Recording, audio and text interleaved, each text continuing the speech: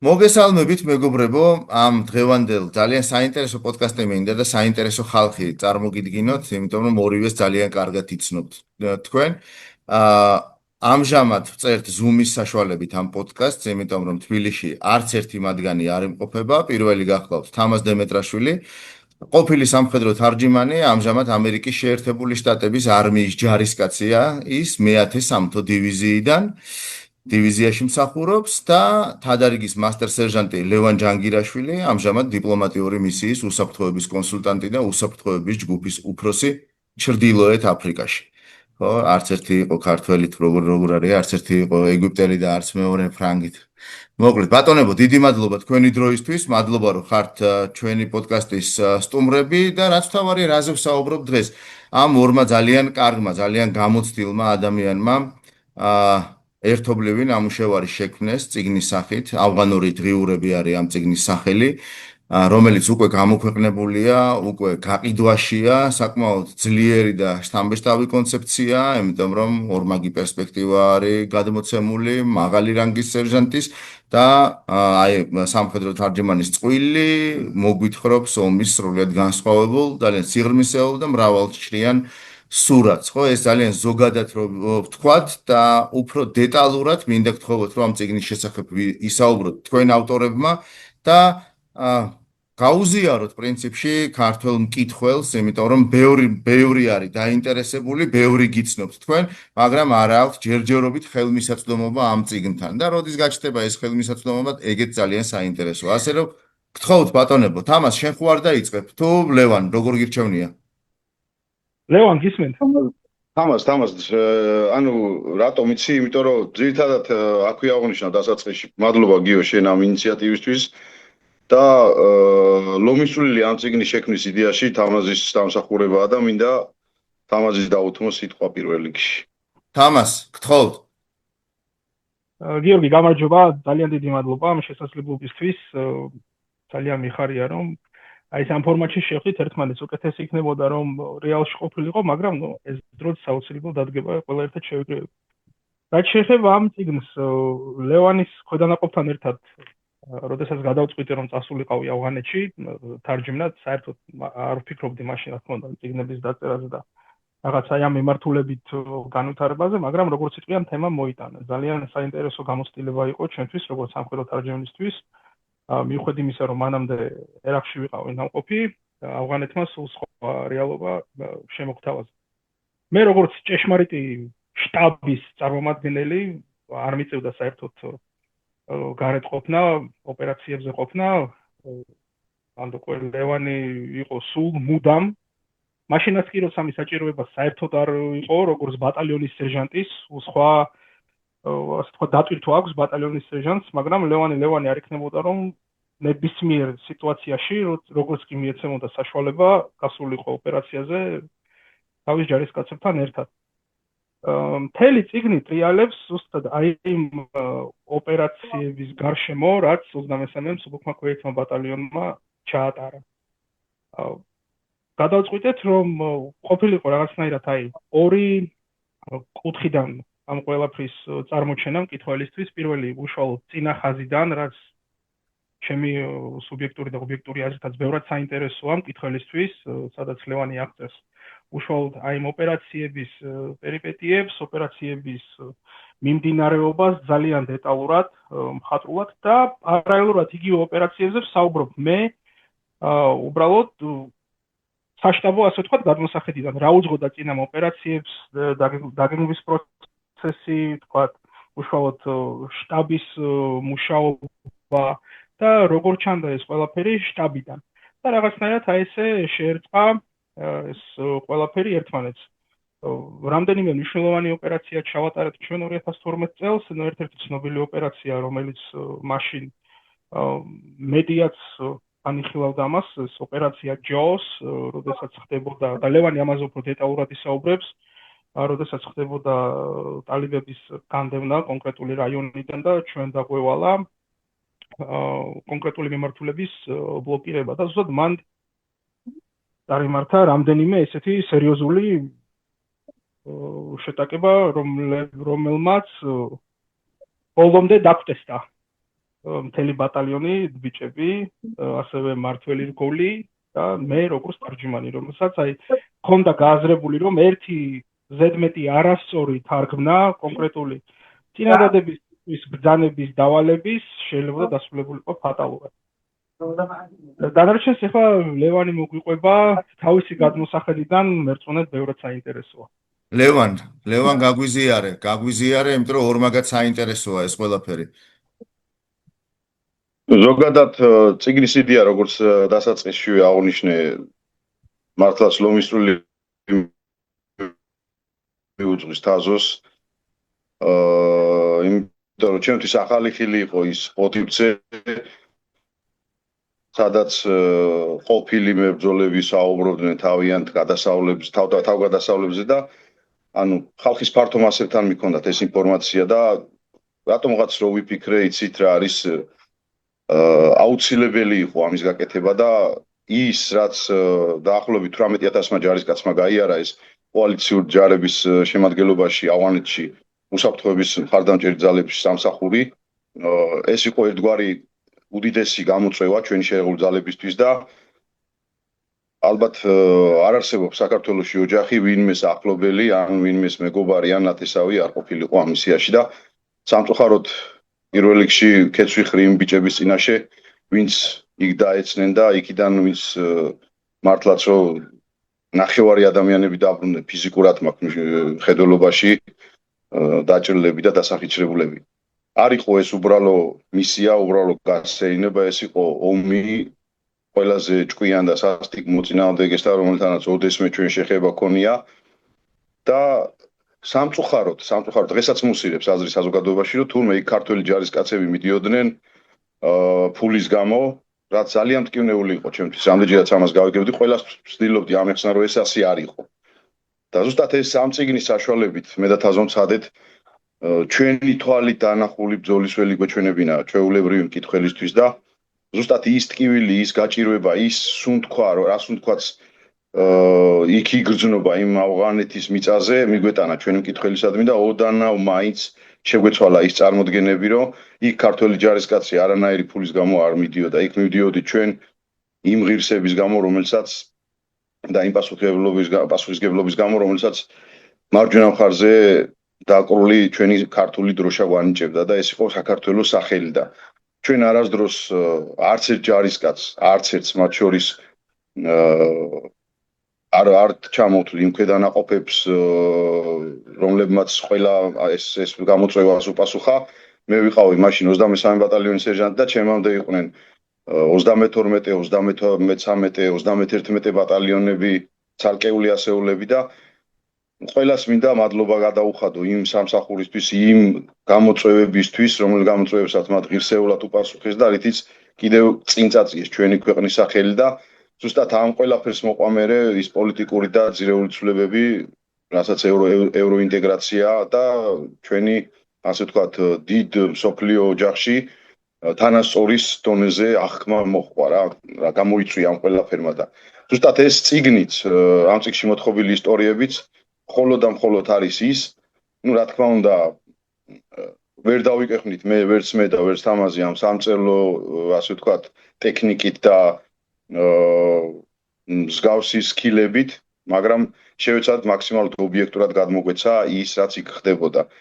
და ალბათ, როდესაც საშუალება იქნება დაიბეჭდება ეს წიგნი ქართულად, მინდა აღნიშნო, რომ ჯერჯერობით მხოლოდ ინგლისური ვერსია ხელმისაწვდომი Amazon-ზე, ონლაინ პლატფორმაზე და უახლოეს მომავალში აუცილებლად ვეცდებით, რომ ქართული მკითხველისთვისაც იყოს ხელმისაწვდომი. მიმდინარეობს საუბრები რამდენიმე გამოცემულობასთან და იმედია მივაღწევ შეთანხმებას. მეც მჯერა ამისი. ბატონებო, ორი კითხვა მაქვს რა. თამას პირველ რიგში ეს თვითონ ხასიათი როგორი არის წიგნის, ანუ ეს არის მხატვრული, უფრო მხატვრულ სტილში გადმოცემული მასალა არის თუ უფრო პუბლიცისტიკა არის და დოკუმენტური არის თუ რაღაცნაირად შერწყმული არის ეს ყველაფერი ერთმანეთში? უფრო მე ვიტყოდი დოკუმენტალისტიკის სტილშია. მხატვრული ელემენტის ჩანახატები არ არის ყველაფერი, რაც მანდ მოყოლილი, ანუ ეს არის რეალური ამბები. უბრალოდ ძალიან ვეცადეთ, რომ არ ყოფილიყო რაღაც, ანუ მოხსენების სახით, ხო რაღაც სამხედრო სტილში, რომ გასაგები ყოფილიყო არა მარტო ჯარისკაცებისთვის, არამედ იმ ადამიანებისთვის, ვისაც საერთოდ შეხება არ ქონია სამხედრო საქმესთან. მაქსიმალურად ვეცადეთ, რომ მინიმუმამდე დაგვეყვანა რაღაც სამხედრო ტერმინების გამოყენება, რაღაც აკრონიმების გამოყენება, ან სადმე თუ გაგვეყვარა, აგვეხსნა მაგალითად, ხო? აი, რას ნიშნავს ID, ხო? სიტყვაზე. ნებისმიერი სამხედრო მოსამსახური, გნებავთ მოქმედი, გნებავთ ყოფილი, რომ გააჩერდა კითხოთ ID რა, აგიხსნით, რას ნიშნავს მუშაობის პრინციპი თავის ახლა სამოქალაქო პირისთვის გაუგებარია. და მაქსიმალურად ვეცადეთ, რომ აი აგვეხსნა და მარტივიანით დაგვეწერა.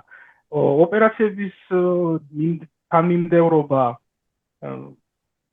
და ზოგადად დეტალებიც რეალურ ამბებზე არის დაფუძნებული. რამდენიმე ადგილას პატარა შევცვალეთ დასახელებები, იმიტომ რომ ის ხალხი ეხლაც მოქმედებენ, ასე ვთქვათ, შერაღებულ ძალებში არიან. დანარჩენი ყველაფერი არის დაფუძნებული რეალურ ამბებზე. რთული იყო ამისი ამ წიგნზე მუშაობა? გაგიჭირდათ? ალბათ ადვილი არ ყოფილა გიორგი აღნიშნა, იმიტომ რომ როგორც ეღანა აღნიშნე და გავიმეორებ, მე ათასოს არ გვაქვს ის აუცილებელი, ასე ვთქვათ, განათლება, ცოდნა, რაც ამ ყველაფერს სჭირდება, იმიტომ რომ სამწერლო ტექნიკა მაინც ასე თუ ისე ძალიან დიდი გამოწვევაა და მით უმეტეს ჩვენთვის ქართველი ხალხისთვის, ქართველი ერისთვის განსაკუთრებულად იმ გარემოში, სადაც ყავს უდიდესი პროზაიკოსები, უდიდესი დოკუმენტალისტები და ძალიან დიდი, ასე ვთქვათ, მასალური ბაზა გვაქვს ამ ყველაფრის. ამ გამოწვევებთან პასუხი ერთგვარ დიდ პასუხისგებლობას წარმოადგენდა.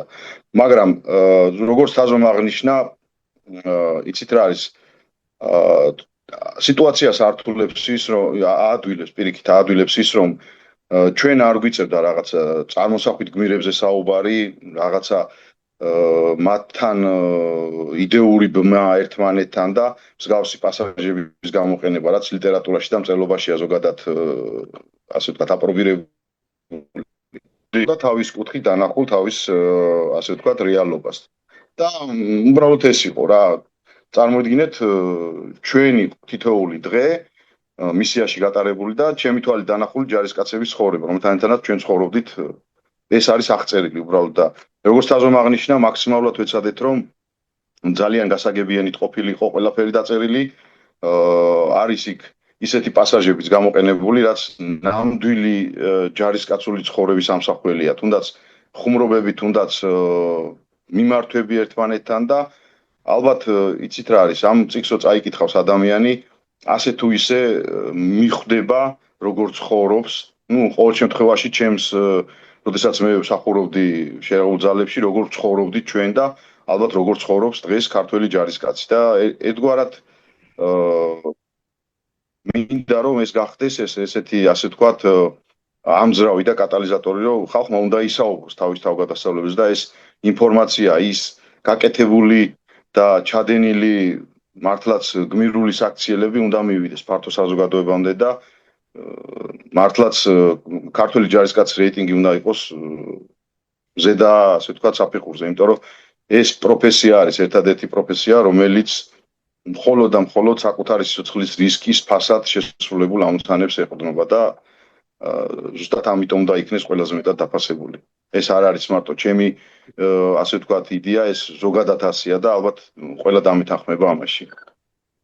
თამას, ეს მხოლოდ 2012 წლის რამდენიმე თვიან ეპიზოდზე არის წიგნში საუბარი, თუ იქ არის შემოტანილი სხვა პერიოდებიც? სხვა პერიოდებიც არის შემოტანილი, ჩემი ერაყის მისიის გამოცდილებიდან რამდენიმე ეპიზოდი ჩავწერ, როგორც ასე ვთქვათ, წინა სიტყვაობა. ცოტა გავამდიდრე კიდეც კონტენტი, ასე ვთქვათ, როგორც თქვი, არ მინდოდა რომ რაღაცა მოხსენებითი ხასიათის ყოფილიყო წიგნი. სამხედრო თარჯიმნის კუთხით დანახული ერაყში რამდენიმე ეპიზოდი, როგორც პირველი მივლინებიდან, ისე მეორე მივლინებიდან და ჩემი ცოტა ადრეული პერიოდიდაც ჩემი სწავლების საგანმანათლებლო პერიოდიდან კადეტთა კორპუსში 2000-2002 წლებში. მაშინ რა თქმა უნდა მე არც მიფიქრია რომ სამხედრო თარჯიმანი გამოვიდოდა. ესე მოხდებოდა, მაგრამ 2006 წლის სექტემბერში მასე გადაწყვიტა, როცა მაშინ ვიცე-პოლკოვნიკ ჯაჯანიძეს თარჯიმანი დაჭირდა და გამიშვეს მე, როგორც ყველაზე ახალგაზრდა და ყველაზე პატარა ჯგუფში, მიდი მეთაური თარჯიმანს. თარჯიმანის ჭირდება. მაშინ დაგერქვა მალიშა, ხო, თაზო? მაშინ დამერქვა მალიშა და მაშინ შეიცვალა ჩემი ცხოვრება, რაღაც 5 წუთში. და ესე მოხდა, რომ დღეს არ ვარ სამხედრო თარჯიმანი პროფესიით, ლოჯისტიკის განხრით ვარ და რომ სცოდნოდათ რა ჩავიდინე ავღანეთში ლოჯისტიკის მიმართულებით, ამ პროფესიას ნამდვილად არ მომცემენ ამერიკის არმიაში, მაგრამ რაღაც ისეთი დამაინტრიგებელი რაღაცა თქვი, რომ მაშინ ან უნდა გაშალო, ან უნდა ბოლომდე ჩახურო თემა. დავაინტრიგებ კითხვებს გიორგი და წიგნში ყველაფერი არის აღწერილი, მინდა ვთქვა. ბატონო, ის უნდა გთხოვოთ, რომ აი რაღაცა დეტალები თუ შეგიძლიათ, რომ აი ამ წიგნიდან გაგვიზიაროთ, თუნდაც პატარა მონაკვეთი ან რაღაცა ეპიზოდი გაუზიაროთ, ასე ვთქვათ, მაყურებელს, რომ მივცეთ რაღაცნაირად ჩაეჭიდონ, ჩაებღაუჭონ ამ ყველაფერს, რომ დაელოდონ ქართულ ენაზე, ან პირდაპირ ინგლისურად შეიძინონ დროულად Amazon-ზე. აი ეს ერთს ვიტყოდი გიო, მაგასთან დაკავშირებით თაზომ თავიდან დასაწყისში ახსენა ოპერაცია ჯოუს, ანუ ყბები.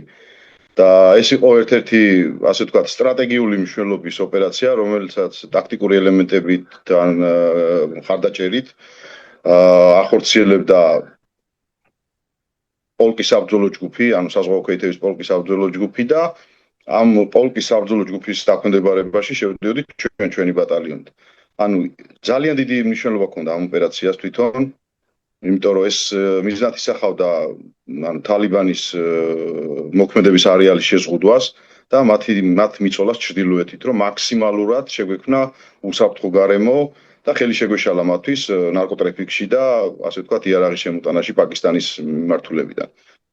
და ერთ-ერთი მნიშვნელოვანი, ასე ვთქვათ, ამ სტრატეგიული ჩანაფიქრის ერთ-ერთი მნიშვნელოვანი ოპერაცია იყო სოფელი მაზრაბად ჯანუბის წმენდა, იმიტომ რომ ეს სოფელი იყო ისეთ სტრატეგიულ ადგილას, რომელიც თითქმის მთლიან მუსაქალა ხეობას აკონტროლებდა, ხეობის სიგრძეზე იყო გაწოლილი მდებარეობა სოფლის და ანუ პირველი კონტაქტი, რასაც ვქნა, პირველი სერიოზული კონტაქტი მოწინააღმდეგესთან შედგა მაშინ და საკმაოდ ძალების ჩართულობა საკმაოდ დიდი იყო, იმიტომ რომ დაახლოებით საერთო ჯამში, მინდა ვთქვა, დაახლოებით 150 სამხედრო მოსამსახური იღებდა ოპერაციაში მონაწილეობას, მაგრამ ამ რიცხობრიობაში შედიოდა საზღვაო ქვეითებიც ამერიკული მხრიდან, ავღანური უსაფრთხოების ძალებიც და რა თქმა უნდა ჩვენი ქართველი ჯარისკაცები. და სამწუხაროდ ეს ოპერაცია განაკარგით დასრულდა, ერთი ამერიკელი დაგვიღუპა საზღვაო ქვეითი. დანარჩენს მე თაზო დაამატებს უკეთესად, თაზო კარგად იცნობდა იმ ბიჭს და იცით რა არის, ანუ ეს ოპერაცია რო დაამთავრდა, ჩვენი გვიყავით დაახლოებით 6 საათი, იმიტომ რომ გამთენიას დილის 7 საათზე პირველი გასროლა და სადღაც პირველ საათზე მოხდა, ანუ იმ საზღვაო ქვეითის დაჭრა და შემდეგ უკვე დავიწყეთ უკან დახევა და გამოსვლა სოფლიდან. 7 საათი დაახლოებით ორ მხრივ ბრძოლაში მიმდინარეობდა ოპერაცია და იცით რა არის, შეიძლება ვიღაცას გაუჩნდეს კითხვა, რომ იმ დროს სად ქონდა ამის ანუ იმ დროს სად პოულობდი დროს, რომ რაღაცა დაგეწერა, ხო? ხო შეიძლება ესეთი რაღაცა გაუჩნდეს. ეს ყველაფერი, როდესაც ბრძოლაში შედიხარ, იქ უკვე ინსტინქტებით მოქმედებ და თავარი ამოცანა ბრძოლაში შესული ადამიანის ანუ არის ის, რომ გადარჩე და გადარჩე შენს გვერდზე მდგომი ვინც არის, ანუ შენი ესე ვთქვა თანამებრძოლი. და როდესაც უკვე ამ აქტივში ხარ, შესული ამ აქტიურ ფაზაში ხარ შესული, იქ უკვე რაღაცა გამომდინარე პრობლემები, ბანკის ვალი გაქვს, იქ რაღაცა მანქანა ყავს გაფუჭებული და ესეთი რაღაცა არ გახსოვს. არ გახსოვს არც საკუთარი სახელი და გვარი. არ გახსოვს არც ის ვინ სახში ვინ გელოდება, მხოლოდ გახსოვს ის რომ ვიღაცა დგას შენს გვერდით, ვინც შენი ოჯახია, შენთვის ყველაფერია ის ადამიანი და ვცდილობ რომ ის ადამიანი გადარჩეს და მასთან ერთად გადარჩეს შენც. და მერე უკვე იცით რა არის ეს ადრენალინის ტალღა რო გაივლის და ამ ყველაფერს რო აცნობიერებ უმნიშვნელოვანესი დეტალებიც კი გახსენდება, უმნიშვნელოვანესი. იმიტომ რომ ეს არ ყოფილა ჩემთვის პირველი, იყო შემდეგ კიდე რამდენიმე ასე ვთქვათ სიტუაცია და აი მინდა გითხრა რომ უმნიშვნელო დეტალი მახსოვს ყველა მოქმედების.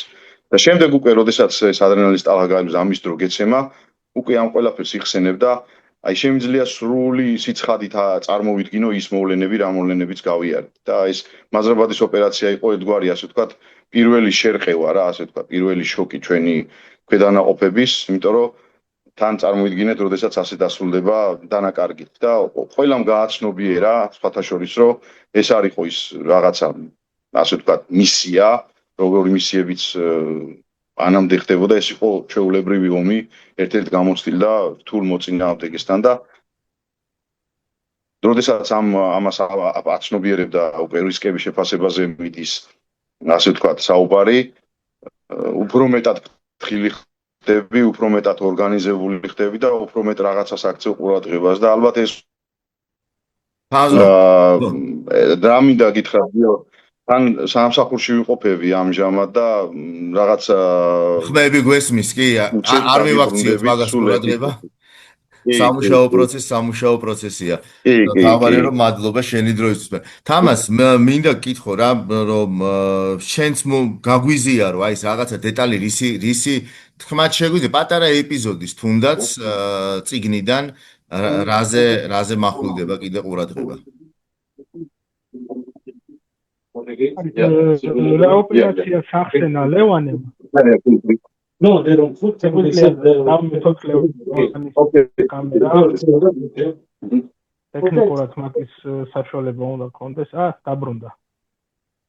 ბოდიშტ. არაფერი, ყველაფერი რიგზეა. მათე იყო მოხანეჩის ბატალიონის სერჟანტი, სულ საქმეებში. თამას, რო გააგრძელო? ხო, აი ის კონკრეტული ოპერაცია, რაც ლევანი საუბრობდა, ალბათ ერთ-ერთი ყველაზე მნიშვნელოვანი იყო მთელი აი ჩვენი მივლინების პერიოდში იყო.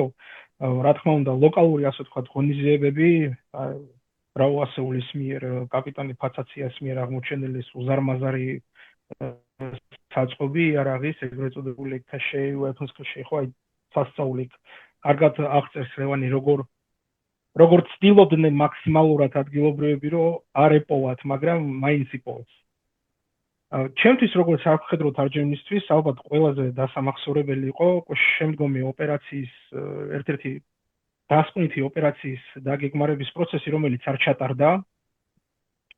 ბოლო მომენტში ჩათვალეს, რომ არ ღირს ჩატარება, ეს ლევან გემახსოვრება დოაბის ოპერაცია.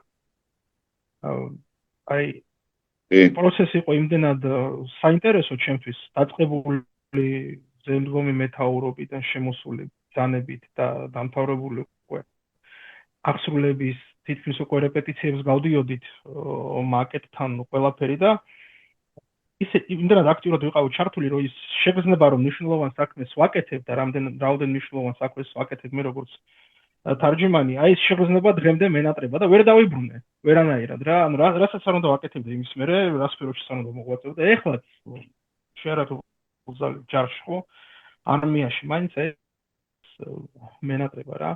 მაგრამ შენს კითხვაზე პასუხად გავიხსენო ის ეპიზოდი, როდესაც დაიჭრა სერჟანტი ჩეისი, ანგლიკოსი, COC-ში ვიყავი მაშინ მართვის ცენტრში და საკმაოდ ისეთი хаоსი არ შექმნილა, რა თქმა უნდა. ყველაზე რთულია, როდესაც შემოდის ინფორმაცია, რომ დაიჭრა სამხედრო მოსამსახურე და გონებაში შენ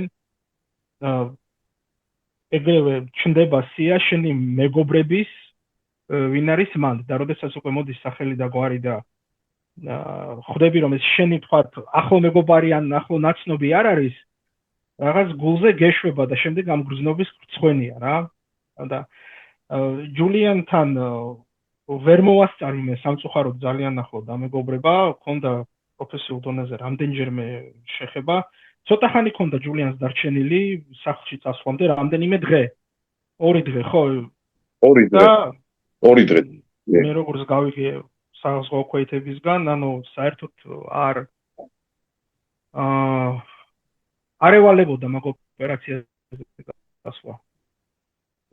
მარგიც ჰქონდა ჩალაგებული უკვე, მაგრამ გამოთქვა სურვილი და რას ქვიაო კაცო.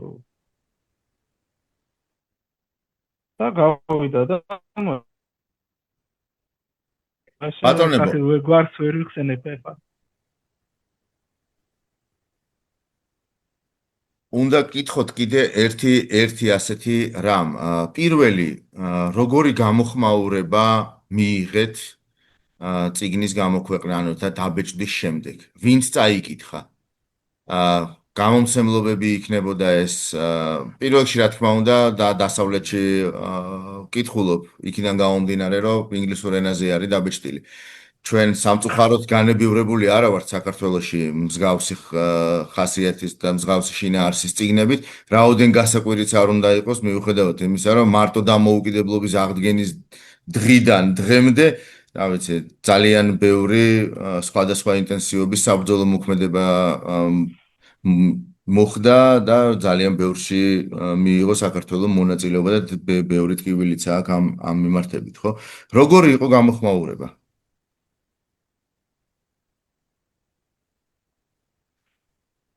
ლევან, მე უპასუხებ ამ კითხვას, შენი ნებართვით. კი ბატონო. პატარა ესეთი პრეისტორია. ეს წიგნი არის ეგრეთ წოდებული self-published, თვით ნაბეჭდი თუ შეგვიძლია ასე ვთარგმნოთ. ეს არის ბევრი ავტორი მიმართავს ამ საშუალებას, როდესაც ვთქვათ, დიდი გამომცემლობისგან არ არის შესაბამისი მხარდაჭერა. ნუ ჩვენ შემთხვევაში ჩვენი წიგნი დევს Amazon-ზე და კარგად გვაჩვენე თუ შეიძლება. ოკეი. ხარისხი თვითონ ბეჭდის, მე ხა ეს ქართული ვერსია სატესტო, რომელიც უბრალოდ გამომიგზავნეს, მაგრამ საბოლოო ჯამში Amazon-მა დაბლოკა ქართული ვერსია, იმიტომ რომ ქართული ენის მხარდაჭერა არ აქვს. მაგრამ ხარისხი არის ძალიან მაგარი. გნებავთ ყდის, ყდაზე მინდა თქვა ძალიან მნიშვნელოვანი რამ, ძალიან დიდი მადლობა ჩვენს მეგობარს. კიდე ერთხელ გაიმეორე, გაჭედა და სახელი და გვარი გაიმეორე კიდე ერთხელ. ხო, მიხეილ მათიაშვილი, რომელიც არის ჩემი ძალიან ახლო მეგობარი, ჩემი მეჯვარე და უნიჭიერესი დიზაინერი. რაც შეეხება გამოხმაურებებს, ჩემი ბატალიონის სერჟანტმა წაიკითხა ეს წიგნი, სერჟანტ მაიორ უილიამსმა და ხონდა ამაზე საუბარი, რამდენიმე დეტალი დაინტერესა. პირველ რიგში მკითხა, შენ თარგმნეო თუ AI-მ რა და არა, მეთქი, ჩემი ნათარგმნია თავიდან ბოლომდე და რამდენიმე ეპიზოდზე გავამეხმაურა და ბოლოს აღნიშნაო, ეს რა საინტერესო არისო, ცხოვრებაო, შენ რო ერახში იყავე, მე მაშინ ჯარშიც კი არ მიმსახურიო. ეგ არის რა. შეფასება როგორც სამხედრო მოსამსახურეებისგან, ისე ყოფილი სამხედრო მოსამსახურეებისგან და იმ სამოქალაქო პირებისგან, როდესაც დაკითხული აქვს, არის საკმაოდ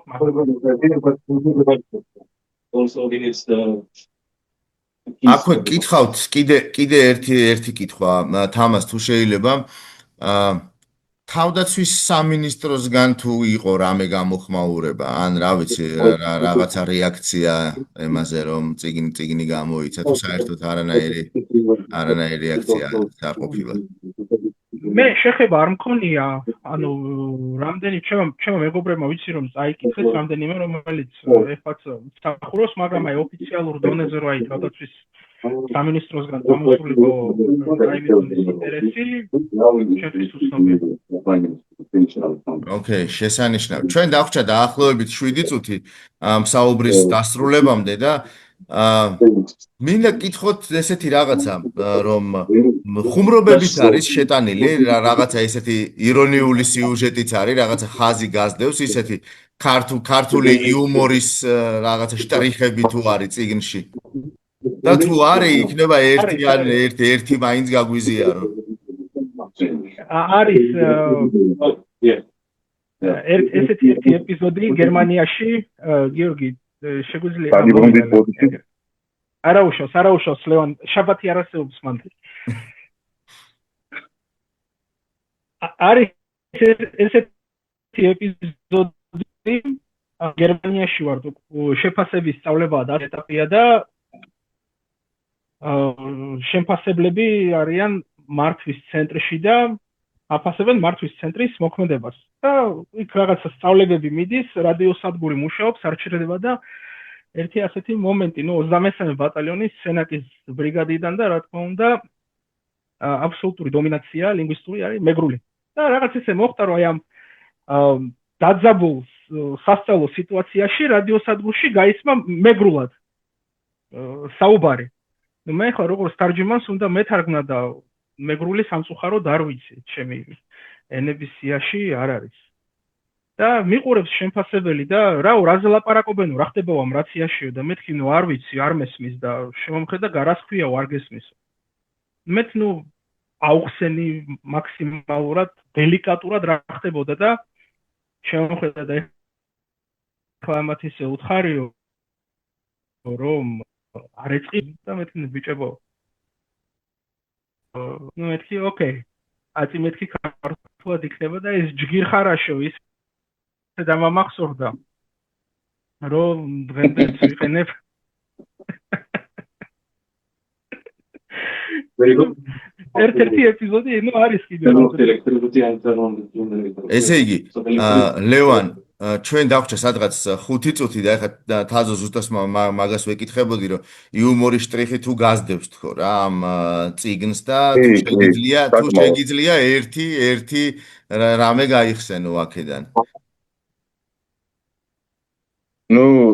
ძირითადად სწავლების პერიოდში იყო ძალიან ბევრი ასე ვთქვათ სასაცილო ღიმილის მომგვრელი მომენტები პირადად მე შემევთქვა ერთს გავიხსენებ როგორც მოგეხსენებათ გერმანიაში ხო საერთო შეფასების ცენტრი იყო და სანამ გერმანიაში წავიდოდით იგივე პროცესი მიმდინარეობდა აქ ქართულ სასწავლო ცენტრში ანუ წანიშში და ჩვენი ქართველი შემფასებლები იყვნენ როგორ ვთქვა გვაკვირდებოდნენ ჩვენს მოქმედებებს აკვირდებოდნენ და ჭალებში ტანჯავდნენ ყველა ამ სიტყვის მნიშვნელობით. გვაწვალებდნენ რა ასე რომ ვთქვა და ერთ-ერთი ბაზაზე მორიგი თავდასხმის დროს ეხლა მეც მე მოქმედა ხო ასეა და რატომღაც აღმოჩნდი მაშველის სიახლოვეს. ვისაც უნდა ეშველა დაჭრილისთვის და ეს დაჭრილია იყო მე მძღოლი იყო ჩვენთან ზედმეტსახელად ვეშაპი. ეხლა ზედმეტსახელი ეხლა ჯარში ვეშაპი იმიტომ რომ მართლა ვეშაპივით იყო. და მე და ეს მაშველი იყო დაახლოებით 30 კილოგრამი იქნებოდა ეს ბიჭი. და მე და ამ მაშველს მოგვიწია ამ ვეშაპის თრევა 50 მეტრზე და თან გამომწდელმა დაგვინახა ეს დაჭრილად ასე ვთქვათ ჭალებში და გითხრა წაიყვანეთ დაჭრილი არისო და კინაღამ დავიხოცეთ ორივენი რა გაათრევდა 150 კილოიან კაცი. იყო წიგნში ახლა ზუსტად აღარ მახსოვს კონკრეტული დეტალები, მაგრამ არის საკმაოდ ღიმილის მომგვრელი მომენტებიც ავღანეთშიც მათ შორის. თაზო ერთიც რაღაცა მომენტში კავშირი გაიჭედა და სრულად ეს ეპიზოდი ვერ მოვისმინეთ და იქნებ კიდე ერთხელ გაგვიმეორო რა აი სადღაც 3 წუთი გვაქვს და მაგით დავამთავროთ აი რადიო მიმოცვლის ისინი საუბრების ხო კი გერმანიაში ხდებოდა ეგ ამბავი და ვახლდი მე შემფასებელს ამერიკელ ინსტრუქტორს, რომელსაც უნდა შეეფასებინა ჩვენი მუშაობა და ერთ-ერთი ეპიზოდია სასწავლო რადიოსადგურები არ ჩერდება მუშაობს გიჟივით და აი რაღაც ქაოსში და ორომტრიალში ბიჭები უსებ გადაერქენ მეგრულ ენაზე, რა ეხლა 23-მე ბატალიონი სენაკის ბრიგადა და ცხადია აბსოლუტური დომინაცია მეგრული ენის და რადგან ეკომფორტულებოდათ რა და მიყურებს შემფასებელი და რაზე ლაპარაკობენ ხონდა ჩაიწერო შეაფასოს რომ სწორი მიმოსვლა იყოს რადიო მიმოსვლა და ასე შემდეგ მეთქი არ ვიცი არ მესმის და რა სხვია არ გეხო თარჯიმანი ხარო და მეთქი მეგრულია რაღაცა და აუხსენი მაქსიმალურად დიპლომატიურად რომ ეს და კაიო ეხლა ეს თხოვეო რომ არ ეწყინოთო რომ იქნებ ქართულზე გადაერთვნო რა რომ შეფასება გავაკეთოთ მეთქი ბიჭებო არ გეწყინოთ იქნებ ქართულად რომ გადაუთარგმნო აგერ ინსტრუქტორს და შეომხედა რადიოსადგურის ოპერატორმა და ჯგირ ხარაშო მითხრა და გადაერთო ქართულზე. იმის მერე ჯგირ ხარაშო ჩამიჯდა ხშირად ვიყენე. შესანიშნავი. ბატონებო, ჩვენი დრო პრაქტიკულად ამოიწურა. ძალიან დიდი მადლობა მინდა გითხრათ. ჩრდილოეთ აფრიკიდან მასტერ სერჟანტი ლევან ჯანგირაშვილი, შეერთებული შტატებიდან თამაზ დემეტრაშვილი ძალიან დიდი მადლობა სამსახურისთვის, დიდი მადლობა იმ საქმისთვის, რა საქმეც გააკეთეთ და მადლობა წიგნისთვისაც მჯერა რომ მალე ქართველი მკითხველი შეძლებს ორიგინალში, ანუ ქართულ ენაზე ამ წიგნის წაკითხვას, წარმატებები მინდა გისურვოთ გულითადად და ბლოკბასტერად და ძალიან პოპულარულ წიგნად ქცევა და აქვე მინდა მჯეროდეს იმისი, რომ ეს არ იქნება თქვენი ერთობლივი ბოლო ნამუშევარი და ხორცს შეასხავთ რაღაცა ახალსაც და ახალსაც დაწერთ აუცილებლად. მით უმეტეს ორივეს თავგადასავალი ჯერ კიდევ გრძელდება. მადლობა გიორგი პირველ რიგში შენ ამ გამოხმაურების ამით დაინტერესებისთვის და მინდა ვთქვა აქვე აღნიშნო რომ პერსპექტივა არსებობს, იმიტომ რომ დაახლოება ბუკ ფესტივალზე საპატიო მესამე ადგილი დაიმსახურა ჩვენმა ნაწარმოებმა და იმედია არ იქნება ეს ასე ვთქვათ არც პირველი და არც ბოლო მიღწევა, რომელსაც კიდევ მიიღებს ეს ჩვენი ნამოქმედარი. და ჩვენთვის ყველაზე დიდი ჯილდო იქნება, რა თქმა უნდა, ქართველი მკითხველისგან აღიარება. მჯერა რომ ასეც იქნება. მაშ ასე უღრმესი მადლობა ბატონებო და წარმატებებს გისურვებთ.